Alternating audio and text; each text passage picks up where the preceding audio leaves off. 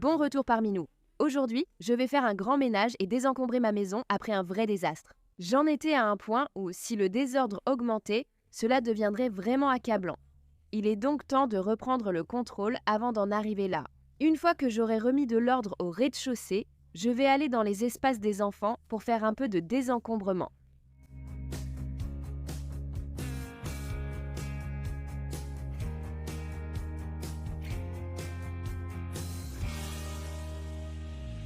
Je commence par la cuisine en débarrassant les plans de travail, puis je nettoie la cuisinière. Je fais cela environ une fois par semaine. Cette semaine, c'était vraiment sale, alors je lui ai donné un bon nettoyage en profondeur. Je ne sais pas pour vous, mais moi je vis dans le Michigan et il fait actuellement 9 degrés, il fait vraiment glacial. Et avec le vent ressenti, il fait à peine 17 degrés. Je suis quelqu'un qui n'aime pas l'hiver, honnêtement je ne sais même pas pourquoi. Je vis dans le Michigan. Je passe environ 5 mois de ma vie chaque année à l'intérieur, et la dépression saisonnière, c'est vraiment réel. Pour tenir le coup, rester motivé et continuer, il faut un peu accepter que l'énergie de l'hiver est différente de celle de l'été. Tu dois un peu te préparer à réussir, surtout pendant les mois les plus froids plutôt que les plus chauds, parce que le froid réduit la dopamine et augmente la léthargie. Et je remarque toujours que peu importe à quel point j'entretiens bien ma maison, dès que le froid arrive, ça paralyse presque complètement ma motivation. J'ai toujours remarqué que ma maison est beaucoup plus en désordre pendant cette saison, parce que non seulement ma motivation est plus basse, mais en plus il fait vraiment froid et il fait nuit vers 17h30. Donc, ma famille de 6 personnes est à la maison la plupart du temps, ce qui veut dire encore plus de désordre. Pendant les mois plus chauds, mes enfants jouent toujours dehors, donc quand tout le monde est à l'intérieur à chercher des activités à faire, ça ne fait qu'ajouter au désordre. Donc, non seulement vous devez vous préparer à réussir quand vous savez que votre motivation sera plus basse, mais si vous vivez dans un climat plus froid comme moi.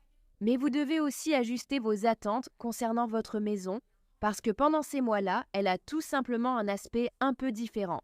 Même si nous venons d'emménager dans notre maison en décembre 2023, Rob et moi avons sérieusement envisagé de déménager un peu plus au sud, voire beaucoup plus au sud. Parce que pour nous, nous en sommes arrivés à un point où les mois d'hiver ne valent tout simplement pas la peine de rester ici. Il fait un froid glacial, c'est ennuyeux et déprimant, et honnêtement, personne dans ma famille n'a envie d'être ici. Ce serait un grand changement de vie effrayant pour ma famille. J'ai toujours vécu dans le Michigan. En fait, j'ai probablement vécu dans un rayon de 30 km toute ma vie. Ce qui paraît un peu triste maintenant que je le dis à voix haute. Ce que j'aimerais, c'est que si vous avez déménagé d'un climat froid vers un climat plus chaud, j'aimerais que vous partagiez votre expérience, qu'elle soit positive ou négative. J'adorerais lire votre histoire. Si vous avez fait ce changement important, surtout si vous avez des enfants, comment se sont-ils adaptés? Quelle a été votre expérience personnelle? Dites-le moi dans les commentaires. Mais comme je vis toujours ici dans le Michigan, je dois me préparer pour réussir et ressentir un peu de motivation pendant la journée. J'aime que mon environnement travaille pour moi. Je fonctionne mieux dans un espace plus chaud, plus lumineux et plus confortable. Vous me verrez porter beaucoup de pantalons de survêtement pendant l'hiver, parce que si je portais des leggings et un t-shirt, j'aurais froid. Et donc, je n'ai envie de rien faire. Même si j'augmente le chauffage, il y a toujours cette fraîcheur hivernale dans l'air. Si tu vis dans un endroit plus froid, tu sais exactement de quoi je parle. Cette sensation de froid ne disparaît vraiment que si je suis bien emmitouflée. L'autre chose que j'aime faire, c'est utiliser l'élan à mon avantage. Si j'arrive à me motiver pour accomplir une petite tâche, ça peut généralement en entraîner beaucoup d'autres. Dis-moi dans les commentaires quelles sont les choses qui t'aident à rester motivé pendant les mois les plus froids.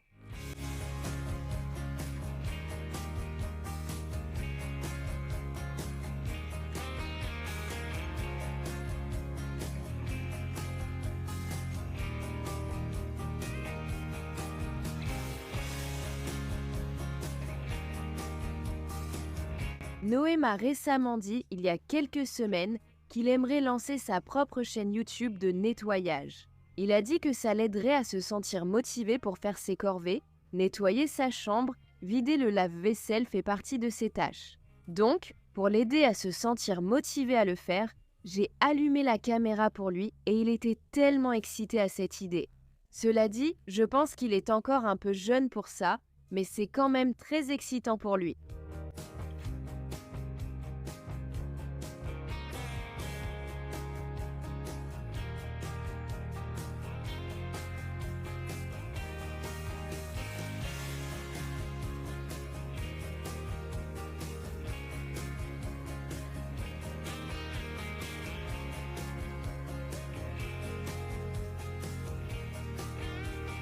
Après que Noah ait fini de vider le lave-vaisselle, je suis passée à charger quelques assiettes dans le lave-vaisselle. Et aussi à laver à la main pas mal de casseroles et poêles de caraway, car les instructions disent de les laver à la main. Donc je vais suivre les instructions parce que ces casseroles et poêles étaient plutôt chers, du moins d'après mon expérience. Je les adore vraiment et je ne sais pas si elles supporteraient bien le lave-vaisselle ou non, mais je ne vais pas prendre le risque.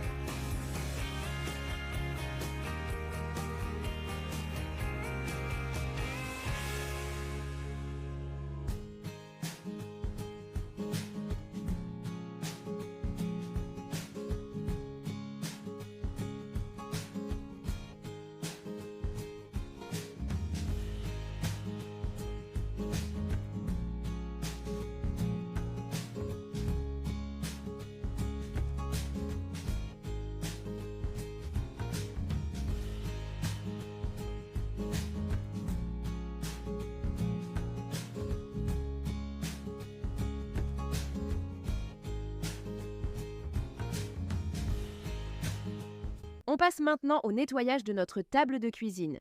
Comme je l'ai souvent mentionné, il fait très froid dehors, ce qui veut dire beaucoup d'activités manuelles. Il y a du coloriage, de la construction, de la création, toutes sortes d'activités différentes, ce qui ajoute un peu plus de désordre. Donc, on va nettoyer ce petit bricolage qui a été fait et essuyer la table de la cuisine.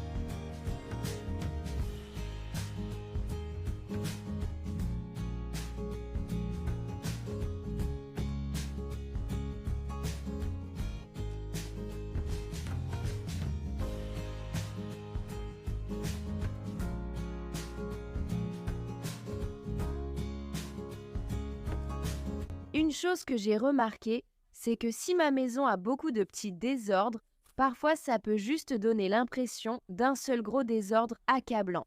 En réalité, si je divise la tâche et que je me concentre sur une petite zone à la fois, cela peut ne me prendre que 15 minutes au total. Parfois, on regarde autour de soi et tout est chaotique, tout est en désordre et on a l'impression que c'est tout simplement trop.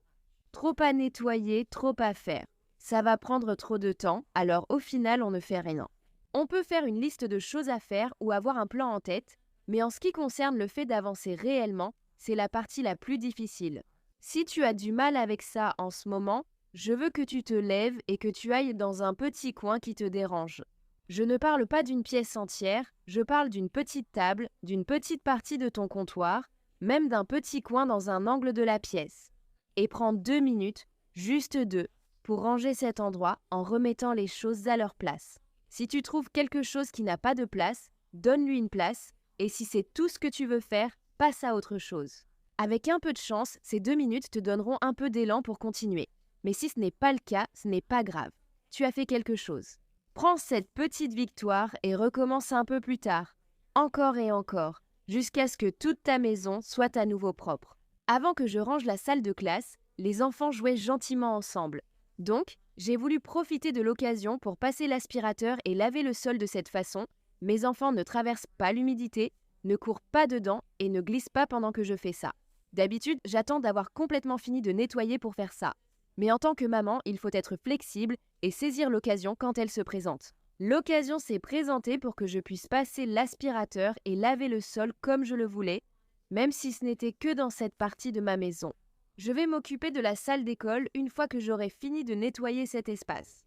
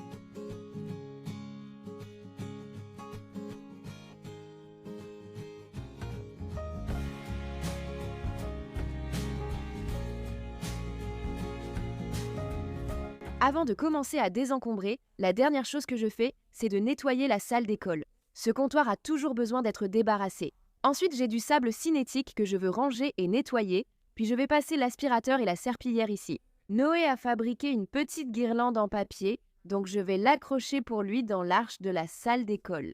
Ensuite, nous allons commencer un vrai désencombrement.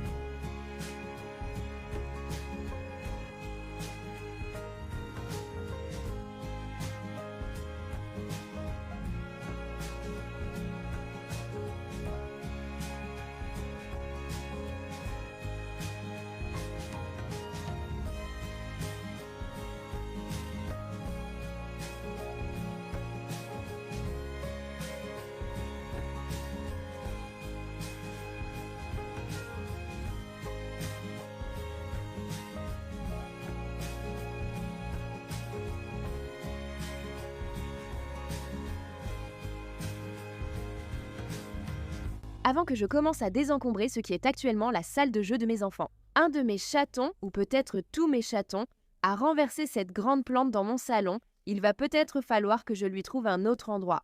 Ils grimpaient dans mon sapin de Noël, redescendèrent du sapin, montèrent sur la plante, redescendèrent de la plante, faisaient des allers-retours, et elle est tombée. Les enfants trouvaient ça tellement drôle et ils couraient après les chats, ce qui rendait la situation encore plus excitante pour les chatons. Et moi je disais « Non, s'il vous plaît, arrêtez ». Et puis voilà ce qui s'est passé. Je vais donc nettoyer ça rapidement, puis je commencerai la salle de jeu.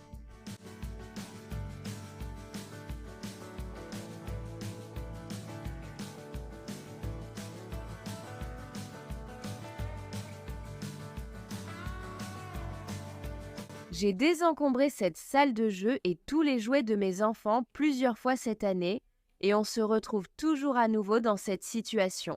Avant de commencer à désencombrer ici, j'ai descendu les jouets d'Hazel, de Wyatt et de Noah depuis leur chambre pour pouvoir tout désencombrer en une seule fois. Et juste pour être totalement transparente, nous avons encore plus de jouets au sous-sol, cependant, ces jouets sont triés et organisés. Nous avons des voitures, des déguisements, un circuit de train et quelques blocs là-bas, mais c'est tout pour le sous-sol. Comme je l'ai dit, ceux-là sont bien rangés, mais les jouets dans cette pièce et dans les chambres des enfants ne le sont clairement pas. Récemment, je me suis rendu compte que mes enfants ne jouent presque jamais avec leurs jouets. À part Hazel, ma fille de 6 ans, elle adore les poupées Barbie et les bébés. Donc je vais garder ces catégories de jouets ainsi que les jouets de cuisine pour le jeu d'imitation. Les enfants adorent ces choses-là et les garçons jouent aussi avec quelques jouets. À la fin, les garçons n'auront pratiquement qu'un seul panier de jouets avec lesquels ils aiment jouer. Mais tout le reste, à ce stade, n'est que du désordre. Non seulement je suis fatiguée de voir tout ce désordre dans cette pièce très ennuyeuse, simple et remplie de bazar, mais je suis aussi fatiguée qu'elle soit aussi vide. On dirait une pièce de ma maison que nous n'avons pas touchée et dans laquelle nous avons juste entassé plein de jouets d'enfants. C'est exactement ce que c'est et c'est tellement inesthétique visuellement. J'ai clairement évité de refaire des pièces parce que, honnêtement, je pense que j'ai peur de mon propre style. Faire les grands choix de design audacieux que je veux dans ma maison, c'est clairement une de mes peurs. Il faut que je dépasse ça et pour y arriver, je vais tout simplement devoir me lancer. Je ne sais pas si c'est parce que j'ai peur que tu n'aimes pas, ou que ma famille n'aime pas, ou peut-être que moi-même je n'aimerais pas. Peut-être que j'ai l'impression que ça va être une perte de temps et que ça ne va pas se passer comme je le veux. C'est probablement un mélange de tout ça. Et sachant que je n'ai vraiment aucune connaissance en design d'intérieur, j'essaie d'apprendre et de regarder différentes vidéos YouTube pour les techniques ou les styles de décoration. Je pense avoir compris que mon style de décoration est définitivement plus européen, et plus précisément européen avec une ambiance sombre. J'essaie de garder les espaces des enfants un peu plus clairs et lumineux, mais j'aime vraiment ce style européen. Après avoir compris cela, j'ai dû comprendre comment décorer une pièce. D'habitude, quand je fais une rénovation de pièce, je réfléchis à tout dans ma tête et je donne vie à mes idées au fur et à mesure. Mais pour obtenir le style que je veux vraiment, je savais qu'il y avait plus à faire. Donc c'est là où j'en suis en ce moment, c'est la première étape. Je pense que je vais faire une image en 2D de l'endroit où je veux placer les meubles et différentes choses. Et ensuite, je vais lui donner vie avec une image 3D retouchée sur Photoshop. Parce que ce n'est pas quelque chose que je veux faire sans planifier. Donc, en plus de désencombrer cette pièce, je vais aussi nettoyer la moquette, mais en réalité, je prépare cette pièce pour cette transformation. Je prévois de partager tout le processus avec vous. Je ne sais pas combien de temps cela va prendre. Donc, je ne vais pas faire de promesses sur la date de sortie de cette vidéo, mais sachez simplement qu'elle est en préparation. En même temps, je prépare la colocation de Hazel et Adeline. Je ne sais pas lequel sortira en premier. Je sais juste que je dois avancer sur ces projets. J'avais déjà mentionné que j'allais rénover la salle de bain des enfants ensuite. Mais je me suis vite rendu compte que mon idée pour leur salle de bain ne correspondait pas vraiment à mon style. J'avais prévu de la rénover de façon très classique, comme je fais habituellement une transformation. Alors j'ai abandonné toute l'idée et je me suis dit, ce n'est pas vraiment ce que je veux faire. Jouer la sécurité, c'est ennuyeux. Donc je vais terminer un désencombrement extrême dans cette salle de jeu. Je range certains des jouets, les jouets pour bébés que j'ai rangés, quelques super-héros, quelques jouets Spider-Man. Je ne pense pas que Rob et moi ayons fini d'avoir des enfants. Je pense que nous en aurons peut-être encore un ou deux. Et il n'est tout simplement pas logique pour ma famille de donner des jouets en bon état que nous pourrions réutiliser plus tard. Donc certains de ces jouets sont rangés, mais beaucoup d'entre eux sont donnés. Et ceux qui sont cassés sont jetés. Et nous allons complètement désencombrer cette pièce.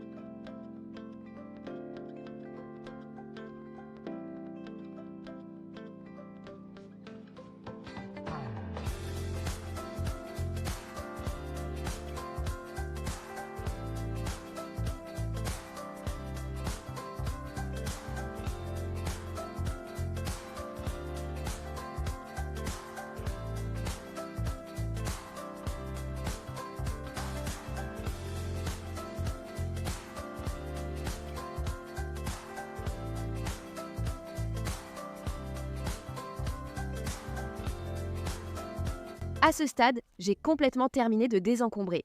J'ai emmené quelques jouets au sous-sol pour les ranger.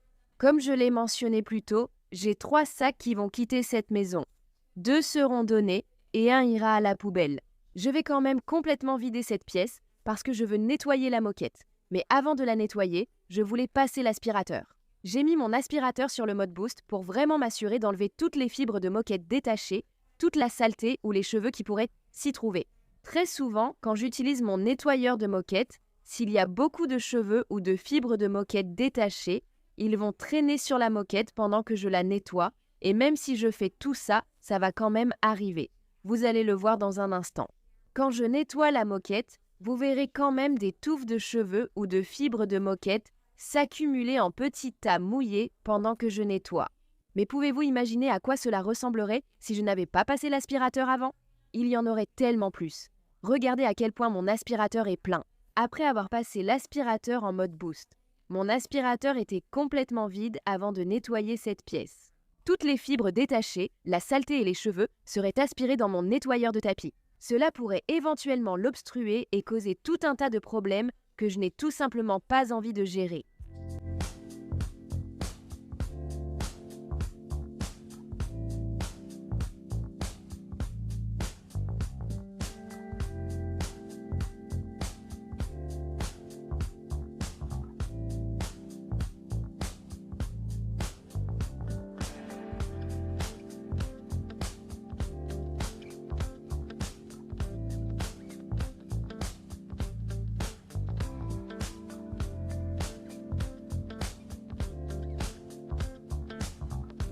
Je trouve toujours que l'entrée des pièces est l'endroit le plus sale. Donc je vais passer sur cette zone plusieurs fois et attendez de voir à quel point cette eau est sale. C'est dégoûtant et maintenant j'ai envie de faire ça dans chaque pièce de ma maison.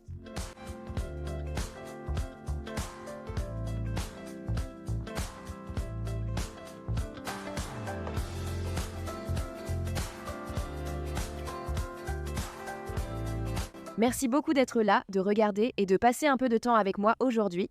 J'espère que vous avez apprécié la vidéo d'aujourd'hui et que cela vous a donné un peu de motivation. Pour venir à bout de votre liste de choses à faire, n'oubliez pas de vous abonner et je vous retrouve dans la prochaine vidéo.